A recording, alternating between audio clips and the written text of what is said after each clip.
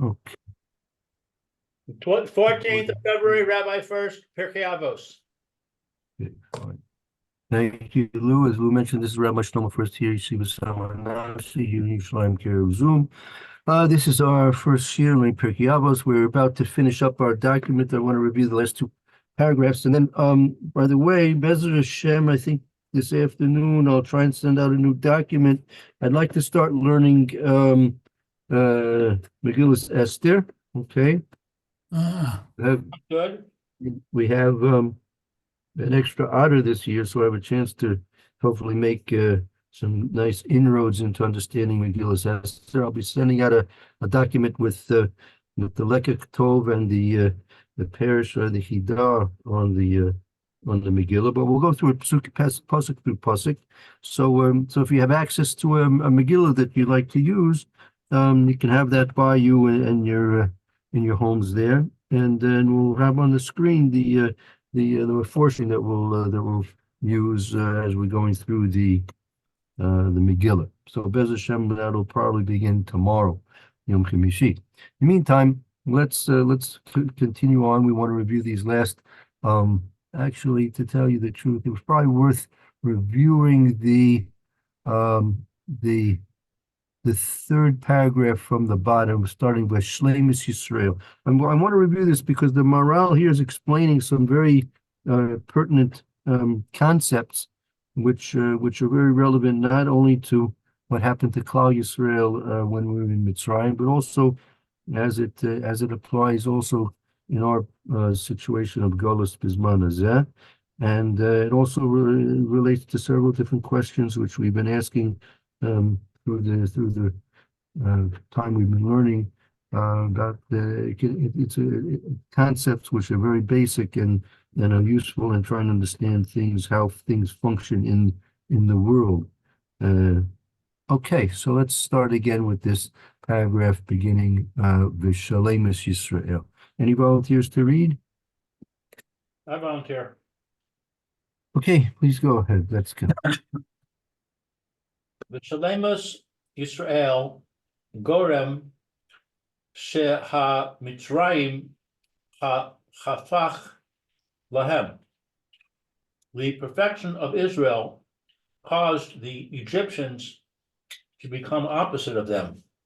Okay, so now this is what we want to try and understand.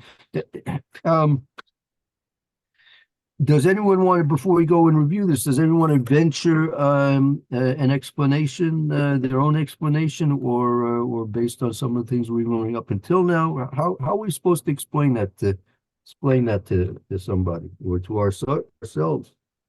I think it means that the profession of Israel that we are what do you call it, shepherds, are against that of Egypt, which don't like shepherds. Right. So you're basing your answer on what the Torah itself says. The Torah itself says, as Yosef pointed out to his brothers, that Klal Yisrael, when, for example, when the Achim, the Shittikar, came to Yosef and they had the Suda the second time they came, so as the Psukim bear out, and as Rashi explains, Yosef had his brothers sit separately from the Mitzrayim because they were shepherds and they would eat meat, and the Mitzrayim, that was Avos Mitzrayim, that was the abomination of the Mitzrayim. So that's pointing out that we are in fact very distant and separate and opposite one to the other, right? So we see that that's a fact. The fact is, as you well pointed out, the Psukim and Rashi explain very well that we are in fact opposite, and the Egyptians are very well opposite to us. So now the question is, how is it Gorem? How is the perfection of Klal Yisrael Gorem that the Mitzrayim should be opposite to that? How is the what of Israel of Israel? Right, the Klal Yisrael's perfection is the cause of the Egyptians being opposite to that. Oh, yeah. I think also it's to do with worshipping one God and then worshipping whatever. Many, yeah. Uh-huh. Okay. Okay, hold on. Let's continue on. Let's see what happens here. Excuse me. Sure. כך המקום שישבו שם ישראל או שם מצרים יותר מכל כלים מכל אחר שישראל גורם שיהיו מצרים הפך להם. But therefore, the place that they dwell there, Israel in Mitzrayim, is more corrupt than all Than everything else. than everything else. Like that place where Klal Yisrael dwelled in Mitzrayim was corrupt more than anything else, more than any other place. Achar to Israel Gorem, after Israel caused that it should be that the Egyptians were the opposite of them. Because since Israel was Gorim, the Egyptians should be opposite of them, meaning the dwelling of Klal Yisrael in Mitzrayim was a cause that the Mitzrayim should be more corrupt than anything else, than any place else, any other people. Well, the place that Israel was in that place, the Egyptians were more corrupt. Is that what it's saying? That's right. Goshen was the most corrupt place of all in Mitzrayim. Mitzrayim itself was the most corrupt place of everywhere else, and Goshen was the most corrupt place of all. I think there's a Rashi. If I'm not mistaken, there's a Rashi to that effect. I'm not sure if I can find it so easily, but we'll continue on in the meantime. Well, what exactly does it mean when it says corrupt? Okay. So that, right, that's not. I don't have I can't say a clear definition of what the corrupt. Well, actually, for example, the Maharal brings down in terms of znus, right? Znus. Mitzrayim was the most corrupt of all the places when it came to illicit relations, right? So that's one of the forms of corruption that was expressed in Egypt and amongst the Egyptians. All right, so taking that as an example, the Egyptians in Goshen were more deeply involved in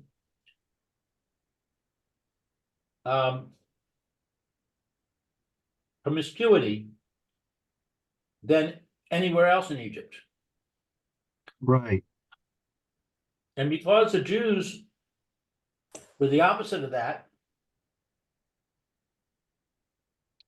that somehow caused the Egyptians to be worse.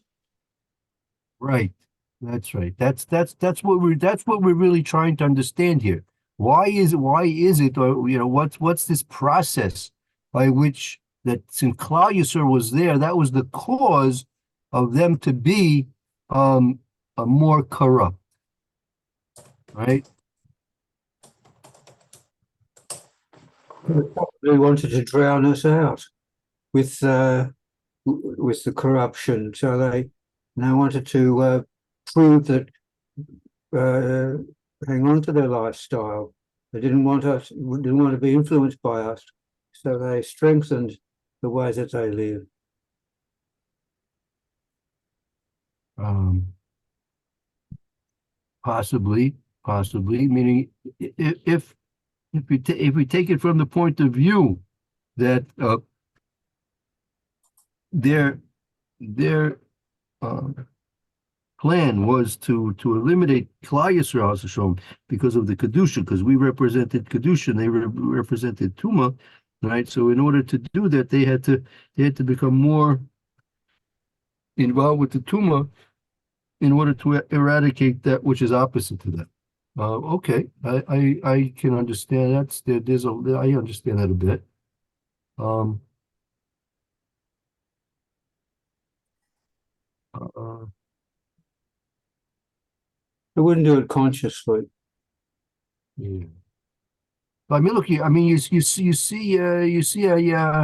within the last century and a half, you see a similar thing. Um, they have Los Angeles. You have Los Angeles, the whole entertainment industry that was spawned to a great degree because of the Jewish involvement in it. Yeah, right. And we don't have to talk about in detail the corruption and what goes on in the entertainment industry. Um, so The problem with that is that the Jews are participants. right, exactly. What we should see is that the Jews are abstaining from involvement in that promiscuity. And the non-Jews are reacting to that by becoming more promiscuous. In Hollywood, that's not what happened. Right. Yeah. So again, I'm not sure. I really don't know. I'm not sure. I have to find out more about how this process is actually working. Um, uh, let's continue on. I don't know. I'm searching to try and find some type of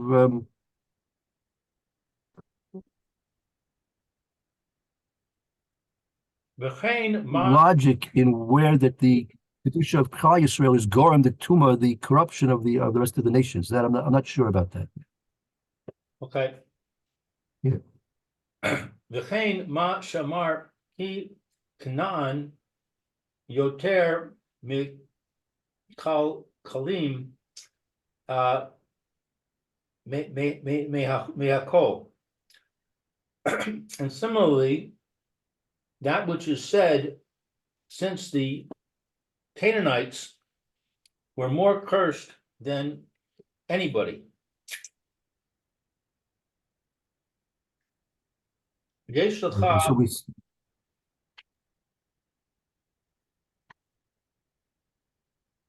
you want to say something, Rabbi? it's good. Go ahead. Yeah, continue on.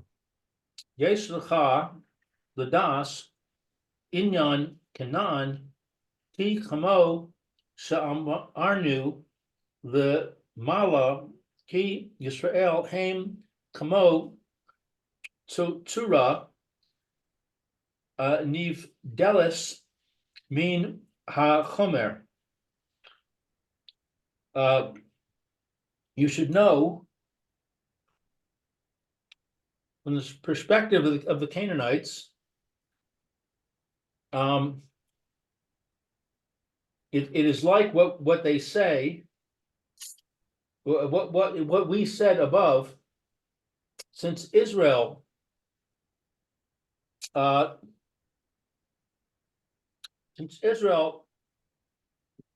like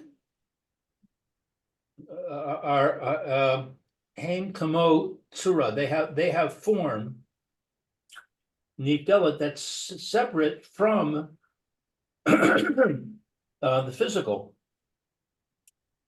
There is form that's enveloped in the physical, and this form is a form that is deficient.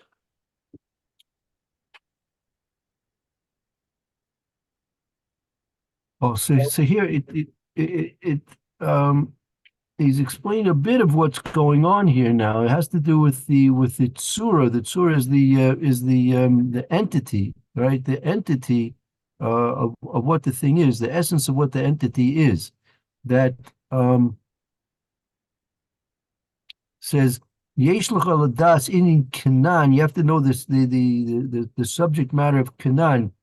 Kamosha Amar Nulama, as we said above, Ki Yisrael Ein Kamoy Suras Nivdelas Minachom. Since Klal Yisrael is in essence an entity which is Nivdelas Minachomer, Klal Yisrael is in essence a separate entity from that which is physical. Veish Tzura Hamutbas B'chomer, and there's an entity which is the opposite of that, which is Mutbas.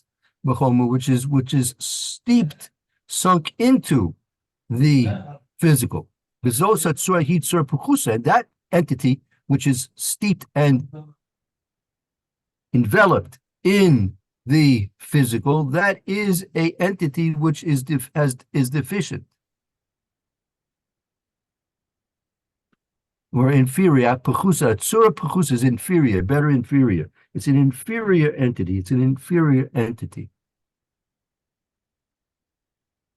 Right, so that you have the entity of the essence of Klal Yisrael, which is something which is in essence separate from that which is physical, and then you have the Canaanim and also the Egyptians, which are entities which in essence are enveloped and steeped in the physical, and that makes them inferior entities. They are therefore inferior. Surah Hapchusa, they're inferior entities.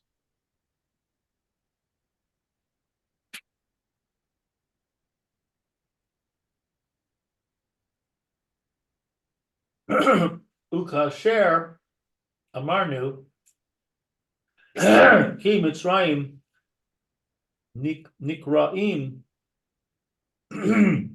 Chamorim Venim Shelet Nimshalim kebehema. Venim Shalim Kebehema. And that when they say, because Egypt is called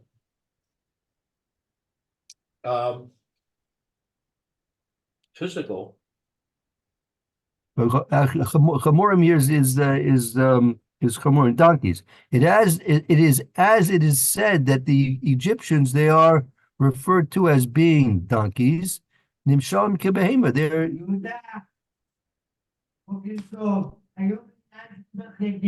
compared to behemoths. Compared to animals. Okay. So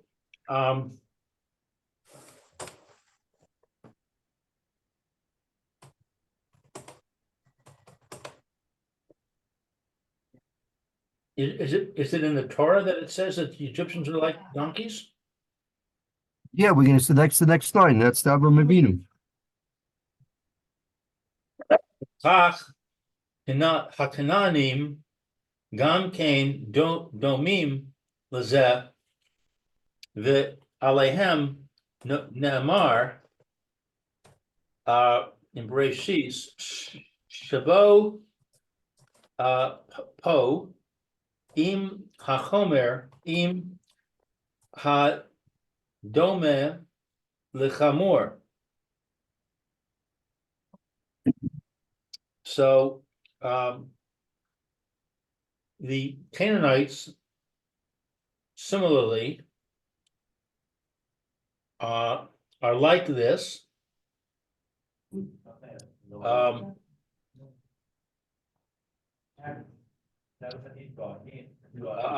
lay him upon them. Ne'amar, it said about them it said in Bereshis, they came here with the physical, No, with, with the donkey. This is a pasuk. If they want to take a look in your chumash, take a look in Reishis Chav base, right? Reishis Chav base, pasuk Hey, right? Take a look there. You'll take a look there in the Akeda. When Avraham was going with Yitzchak to the Akeda, he had taken along the donkey, Eliezer, and Ishmael, Yeah. right? So Avraham Avinu said to Ishmael and Eliezer, Shav ho im a chamor. Stay here with the chamor. Hadoima the chamor. The people who are similar to a chamor, and that is based on the Gemara. You might want to write it down. It's based on the Gemara Kesubis Kuf Yud Aleph Amid Aleph. Kesubis Kuf Yud Aleph Amid Aleph. That's the Gemara there. Kuf Yud Aleph Amid Aleph. So also you can also find that Gemara in Kedushin in Sameches Amid Aleph. Sameches Amid Aleph.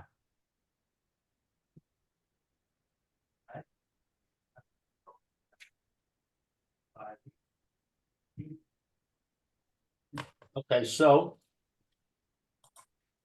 yeah, that's what we discussed yesterday, where we said that because they didn't see the Shina, they're compared to donkeys. Right.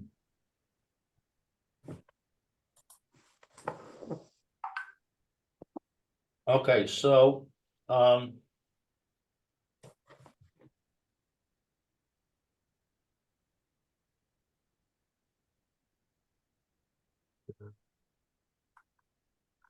since they Hatsura, you said, means an existence, Entity. an entity. Um,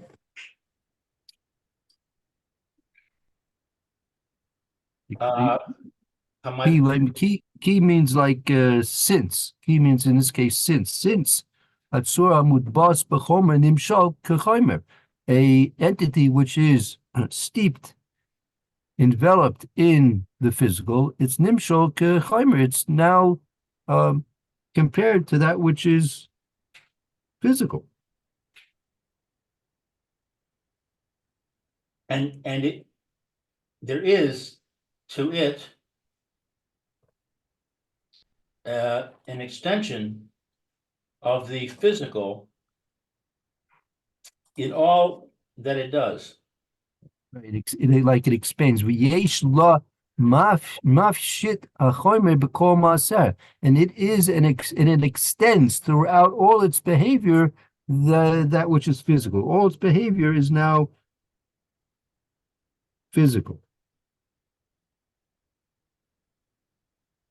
Ulefichach Hakanaanim Ha'arurim Domim the Mitzrayim. Therefore, the Canaanites are cursed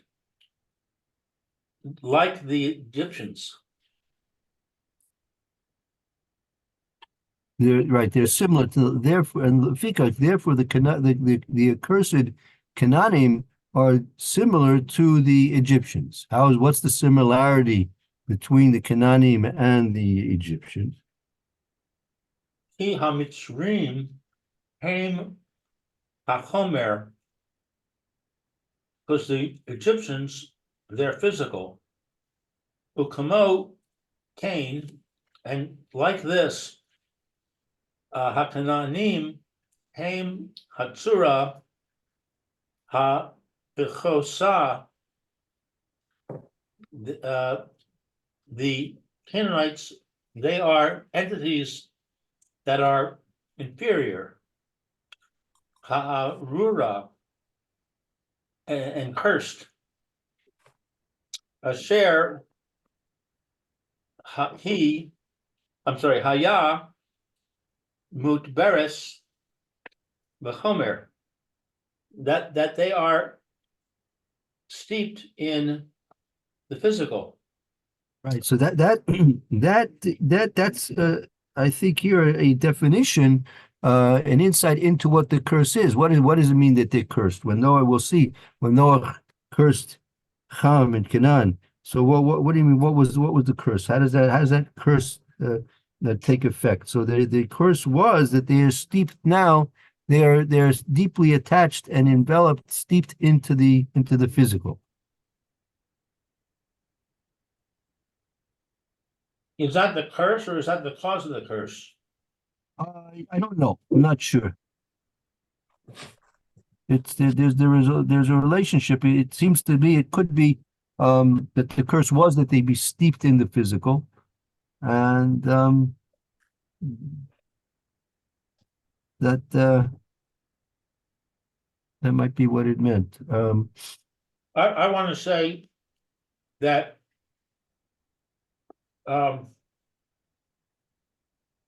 Ham was steeped in the physical so much that he was so greedy that he didn't want Noah to have another child. And that's why he did what he did. Yeah, very good, very good. I mean, again, the curse, like yeah, the way we have to understand also, just like a bracha. Likewise with a curse, a bracha is what we think, and I'm not sure it's exactly 100% correct. We think that a bracha is like a tzaddik gives a bracha. Let's say Yaakovinu gives brachas to his children, that he's going to now cause something to be coming an influx of divine siyata d'shmaya to this person because of the bracha. But really, I don't think it really works that way. Maybe sometimes it can work that way, but in general, the way I understand it, that a way a bracha works is that the tzaddik, or Yaakov Avinu or in this particular case, the father Yaakov Avinu, also tzaddik for sure. He was able to see the potential that existed in each and every person, in particularly his sons, and therefore by pointing out, by bringing it into a verbal form of a bracha, the person is able to focus on his potentials, and therefore that'll help him to bring his potentials to reality, right? That and likewise a curse is he sees that tendency, that characteristic, that trait, whatever it is, in a deficient way, and by making the curse, that the person is now focused on that curse, and it can do two things. One thing, it can make it worse. The person will focus on that and make it worse, or he can focus on ways of trying to attack and rectify that, as we're going to see in the next paragraph. The fact that Canaan received that curse and he would now become an Eved, right? And that Avdus, that subservience, right, is a way of him mitakening, of perfecting his deficit of being attached to the physical. As you said, Ham did, right, what he did because he was attached to the physical. So therefore, the curse was that he should realize that is a very deep and serious deficit that he has, and if he should be able to do something to be able to rectify that. And part of the curse was that he become a servant, and through by becoming a servant, right, that's a rectification of his tendency to be attached to the physical. Because why? Because a servant, an Eved, a slave, has no time really for his own physical desires to be fulfilled. He's busy fulfilling the desires of the Adon, of the master, right? So therefore, that's actually what we would think would be a curse, something bad for the person. Is actually a tikkun, it's a rectification for the person. In this case of, say, Canaan, becoming an Eved was the way for him to achieve his perfection, because the way he could come out of his tendency towards being involved in the physical is to be subjugated to the will of his master, and therefore his activities are going to be devoted towards fulfilling the wishes of his master, and instead of him devoting his energies in the fulfillment of his own taivas and his own wishes. That would be a tikkun for him. That would be a rectification for him. Right. That's what I was thinking. Yeah, that you're very good. Exactly. That's. I think that's exactly the point over here. I have an interesting comment in my Chumash here.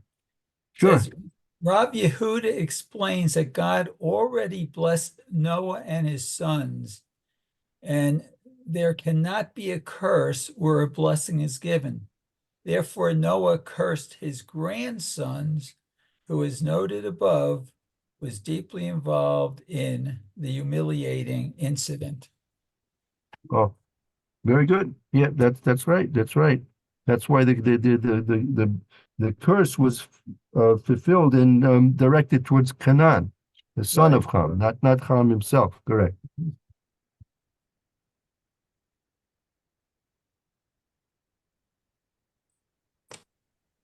Okay, so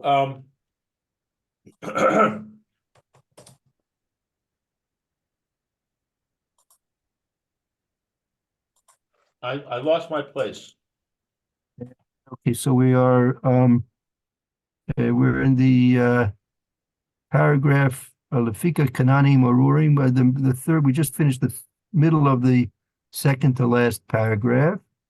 We just said Lefika Kanani Marurim Doimim Mitzrim. Ki Mitzrim Hem Chomer. That's where I think Ki Mitzrim Hem HaChamor. Plus the midstream are likened to a donkey. Ukamo pain hakanaanim haim hachura ha pechosa ha'arura and some and likewise the Canaanites, they are an entity that is inferior and cursed. Asher haya mutbas b'chomer, in that they are steeped in the physical. Lefichach yimshach la min hadvarim asher yimshach achar hachomer v'shavim v'cho davar.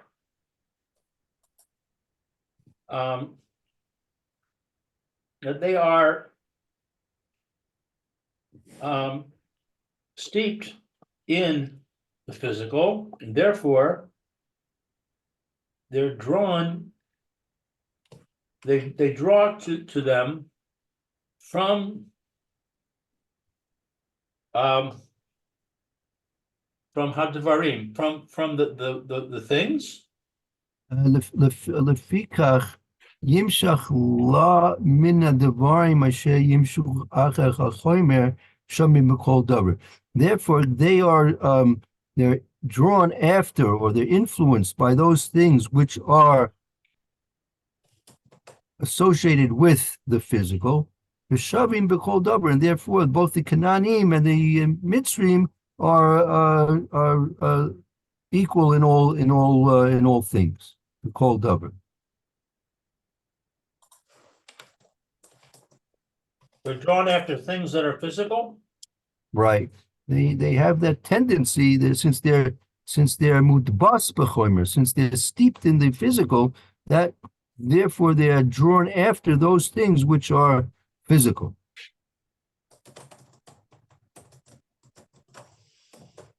And therefore they're equal to the Mitzrim. Right. The Canaanim are equal to the Mitzrim, exactly.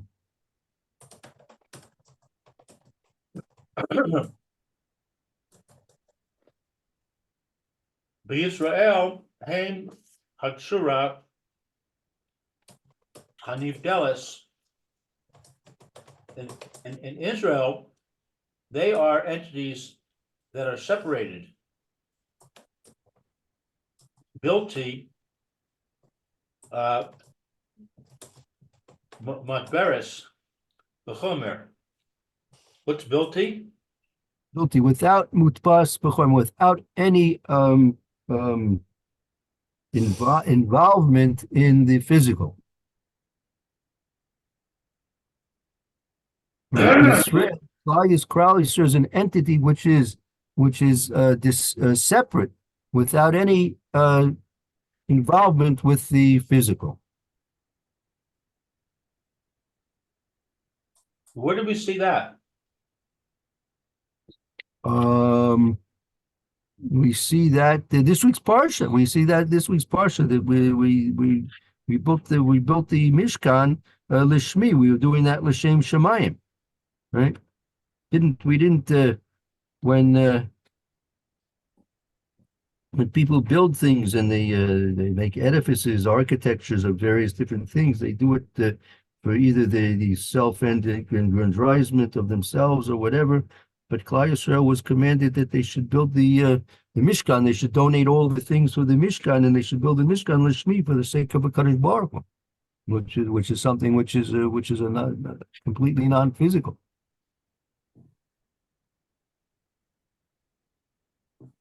Wasn't that just after the golden calf? Yeah. Well, I mean that's. Wasn't No, that I'm not. being immersed in the physical? Well, most of the involvement with direct involvement was the Erev Rav, not Klal Yisrael. And from that, you can understand why it was specifically the Erev Rav.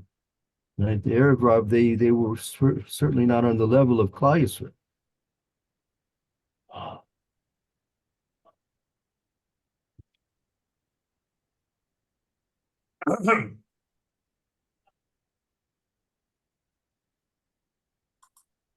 And what about the incident with the spies? Wasn't that evidence that we're involved in the physical, that we were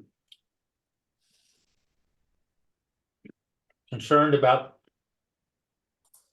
entering the land, losing out on the man and so on? No, the Mesilas Yesharim says the Meraglim, they failed their test. Their test was, right, to be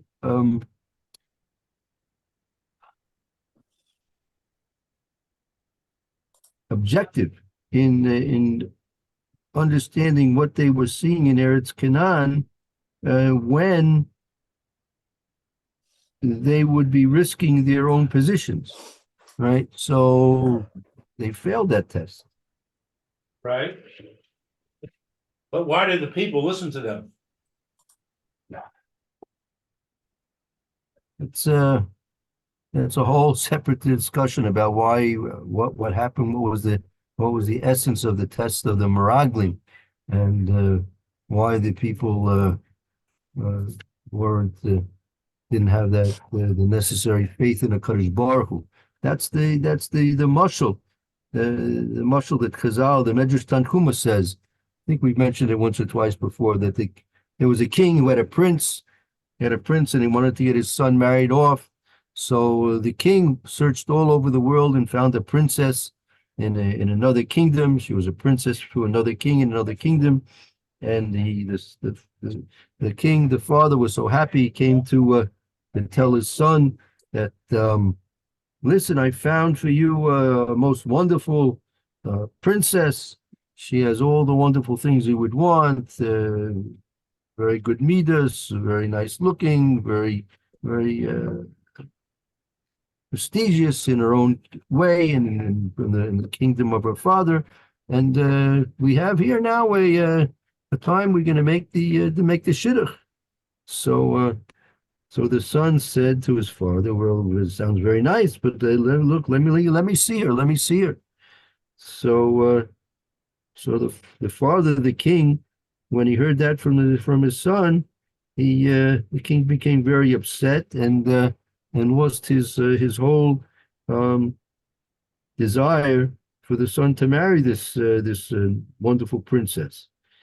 So he said to his son, "Listen, okay, since you don't trust me and you want to see her, so okay, I'm going to let you see her. But you know what? You're not going to marry her. You're going to get to see her, but you're not going to get to marry her because you didn't trust me. So likewise with Klal Yisrael, we should have trusted the Kadosh Baruch Hu. Hashem said He was going to give us from the very beginning. He told Avram Avinu was going to take the Klal Yisrael was going to be taken out of Mitzrayim, and they're going to be given an Eretz Tover, a Chava, a wonderful Eretz Chalav with the wash. All the wonderful things that Klal Yisrael would benefit from in Eretz Yisrael, the best of all places. And this was the promise of Kadosh Baruch Hu made to Avram Avinu, and was passed down from generation to generation. Now that you're about to enter the land, you want to see, you want to check it out now. You want to really see if it's true, right? So from the very fact that the Klal Yisrael had the desire to send the Meraglim, that was the beginning of the end already. It wasn't that they simply listened to the Meraglim. The very fact that they sent the Meraglim was already a serious lack of faith in a Kadosh Baruch Hu. So, but again, there's a lot to discuss about that. But in any event, let's continue on here. ומפני שחצורה המטבח היא צורה וכוסה נאמר עליה Arur, Canaan, etc. And because that the entity is immersed, enveloped, it is an entity that is deficient. Yeah, or a deficient or inferior entity. Inferior. As it says above, cursed is Canaan.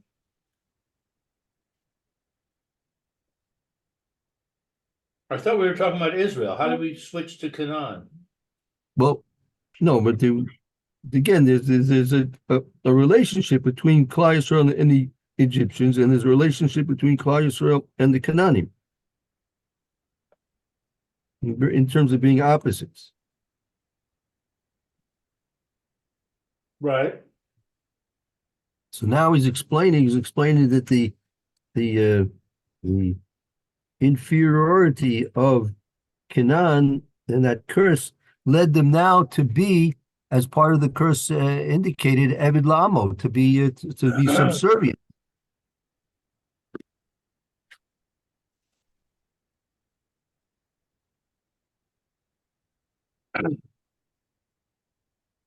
So Israel is an entity that is separated without being immersed in the physical. And because an entity that is immersed, it is an entity that is deficient. And the entity which is immersed which is an entity which is deficient, inferior.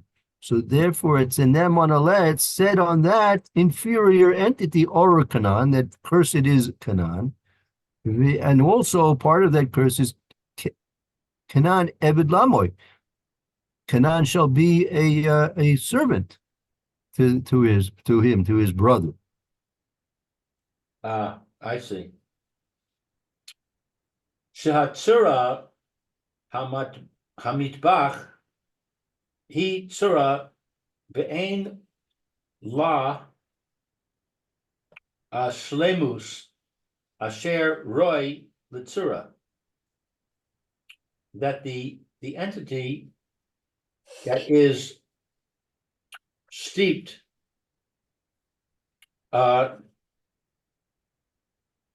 it is an entity it is not perfected, that it's that it's that it's a proper entity. Right, that שהצורה המודבס היא צורה היא צורה ואין לה שלמוס אשר ראוי לצורה. That a tsura mudbas, a entity which is enveloped, attached in this context to the physical. It's a tsura which is not perfect, which is fitting for the entity. It's unfinished. It's unfinished, incomplete. It's an incomplete entity. The Roy, that the hay, Tura, Nivdelis, Vihi Tura, Chasra, the Arura. That Right, and therefore it's fitting that Surah Nivdelis, meaning it's fitting that entity which is Nivdelis, which is separate, meaning that the Klal Yisrael. Therefore, it's befitting that entity of Klal Yisrael, which is a Tzura Nivdelis, it's a Tzura which is separate from the physical.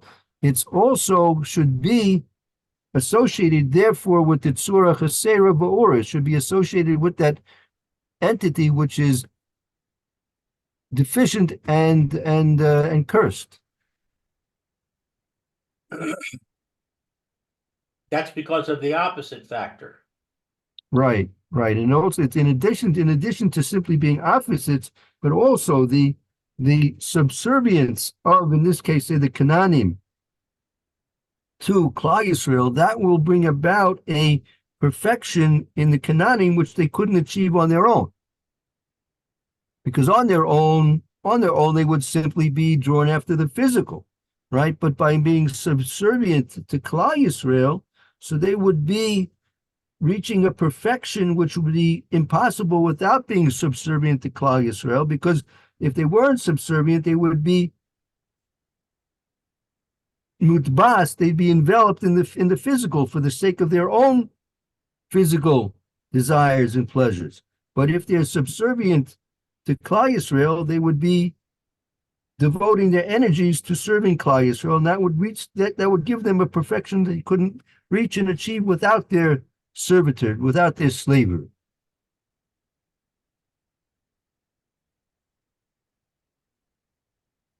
V'hatzura hazos hamitbach Eina ben Chorin Rak Mishav Mushubedis Litzura Hanivdelis. Mishuberis Mushubed from the word shibud. Mishubedis. It's subservient. Subservient.